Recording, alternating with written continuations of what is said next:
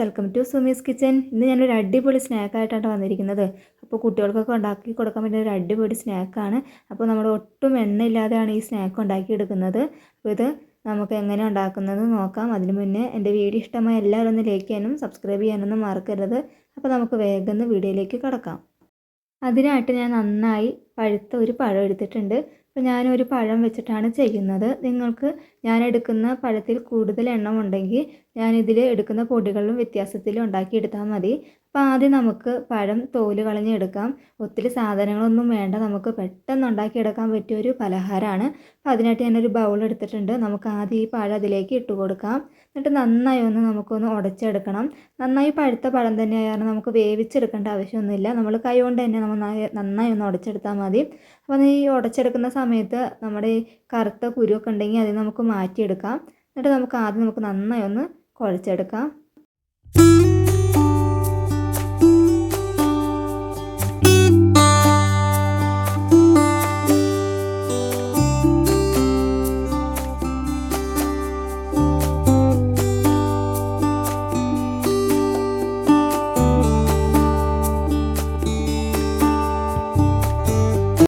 ഇതിപ്പോൾ ഞാനിവിടെ നന്നായി കുഴച്ചെടുത്തിട്ടുണ്ട്.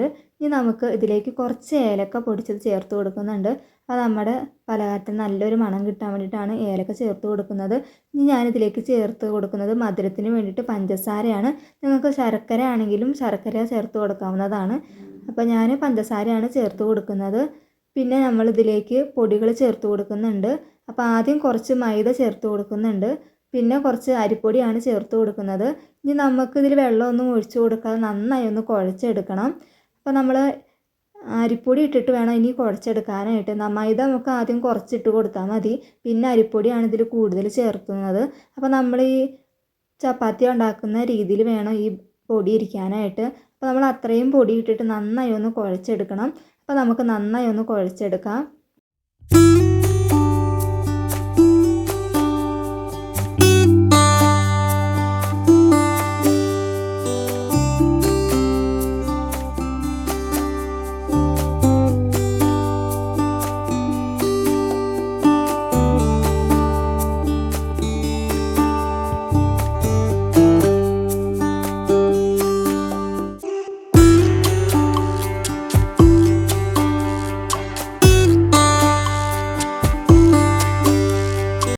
ഞാനിപ്പോൾ ഇത് നന്നായി ഒന്ന് കുഴച്ചെടുത്തിട്ടുണ്ട്. അപ്പോൾ നിങ്ങൾക്ക് കാണുമ്പോൾ തന്നെ അറിയാം നമ്മുടെ ചപ്പാത്തിയൊക്കെ ഉണ്ടാക്കുന്ന അതേ ബാറ്ററിൽ തന്നെയാണ് നമ്മളിത് ഉണ്ടാക്കിയെടുത്തിരിക്കുന്നത്.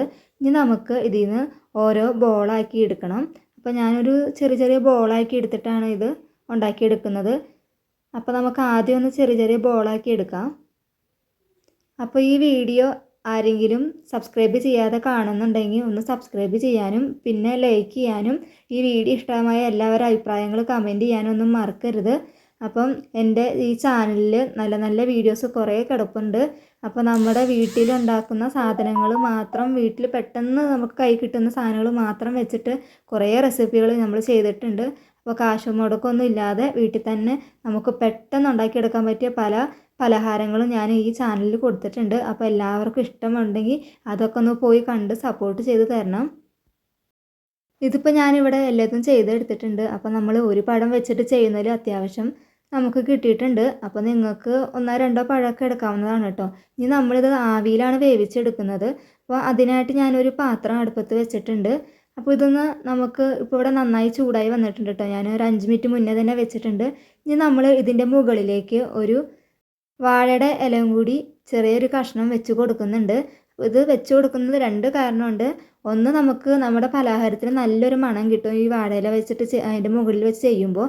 പിന്നെ നമുക്ക് ഇതിൻ്റെ മുകളിൽ വെച്ച് കഴിഞ്ഞാൽ അതിൽ നമുക്ക് ഒട്ടും ഒട്ടിപ്പിടിക്കാതെ നമുക്ക് പെട്ടെന്ന് അതിൽ നിന്ന് എടുക്കാനും കഴിയും. അതിനാണ് ഞാൻ ഈ വാഴൻ്റെ ഇല വെച്ച് കൊടുക്കുന്നത്. അപ്പോൾ നമുക്ക് എല്ലാതും ഇതിലേക്ക് വെച്ച് കൊടുത്തതിന് ശേഷം ഒന്ന് മൂടി വെച്ച് ഒരു 10-15 മിനിറ്റ് നന്നായി ഒന്ന് വേവിച്ചെടുക്കാം.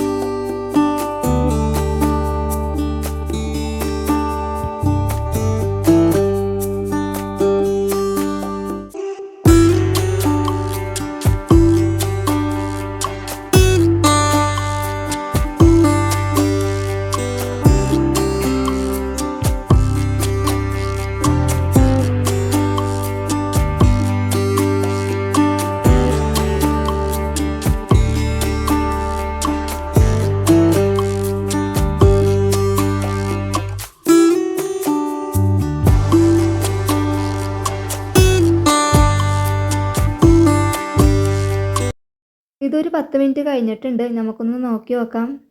നമ്മുടെ പലഹാരം നല്ല അടിപൊളിയായിട്ട് കിട്ടിയിട്ടുണ്ട്.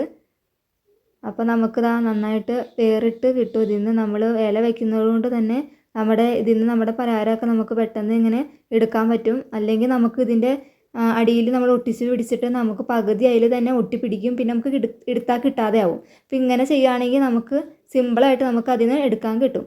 അപ്പോൾ നോക്കി നല്ല അടിപൊളിയായിട്ട് വെന്തിട്ടുണ്ട്. ഇനി നമുക്ക് വേറൊരു പാത്രത്തിലേക്ക് ഇതിനെ മാറ്റാം. അപ്പോൾ ഞാൻ ആ ഇലയോടൊപ്പം വേറൊരു പാത്രത്തിലേക്ക് മാറ്റി വെച്ചിട്ടുണ്ട്. അപ്പോൾ നമ്മുടെ പലഹാരം ഇവിടെ റെഡി ആയിട്ടുണ്ട്. അപ്പോൾ എല്ലാവരും ഒന്ന് ഇതേപോലെ ഒന്ന് ട്രൈ ചെയ്ത് നോക്കൂ കേട്ടോ. നിങ്ങൾക്ക് എല്ലാവർക്കും ഇഷ്ടപ്പെടും. അപ്പോൾ പെട്ടെന്ന് ഉണ്ടാക്കിയെടുക്കാൻ പറ്റുന്ന ഒരു സ്നാക്കും കൂടിയാണ്. അപ്പോൾ എൻ്റെ വീഡിയോ ഇഷ്ടമായ എല്ലാവരും ഒന്ന് ലൈക്ക് ചെയ്യാനും സബ്സ്ക്രൈബ് ചെയ്യാനൊന്നും മറക്കരുത്. അപ്പോൾ നമുക്ക് വേറെ നല്ലൊരു വീഡിയോ ആയിട്ട് വീണ്ടും കാണാം. Thank you for watching. ഇപ്പം മോളെ എങ്ങനെയുണ്ട് ഉമ്മി ഉണ്ടാക്കിയ പലഹാരം? കുട്ടിക്ക് ഇഷ്ടമായോ?